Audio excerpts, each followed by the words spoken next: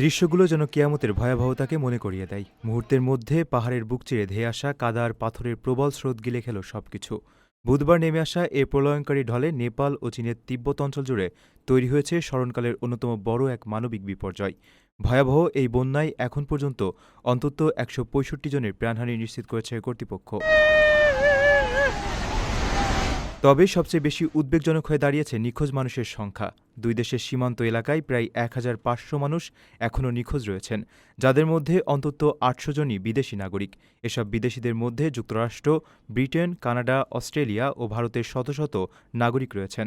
জানা গেছে, নিহত ও নিখোঁজদের অনেকেই কৈলাস মানস সরোবরের তীর্থযাত্রী ছিলেন। স্রোতের তোড়ে সীমান্ত এলাকার বাড়িঘর, সড়ক ও বিদ্যুৎ প্রকল্পগুলো নিমিষেই খড়কুটোর মতো ভেসে গেছে।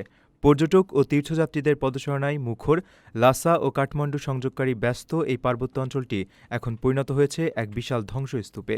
দুর্যোগপূর্ণ এই পরিস্থিতিতে দুর্গম এলাকাগুলোতে আটকে পড়া মানুষের সন্ধানে নেপাল সেনাবাহিনী ও পুলিশের ৫,০০০-এর বেশি সদস্য মাঠে নেমেছেন।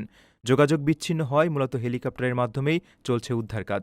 প্রাথমিকভাবে ভূমিকম্পের কথা ভাবা হলেও যুক্তরাষ্ট্রের ভূতাত্ত্বিক জরিপ সংস্থা জানিয়েছে, হিমবাহের পাথর ও বিশাল বরফখণ্ড ধসে পড়ার কারণেই এই প্রলয়ঙ্কারী বন্যার সৃষ্টি।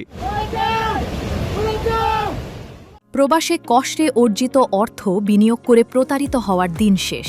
এবার বিনিয়োগ করুন সম্ভাবনাময় ও শরিয়াসম্মত ব্যবসায়।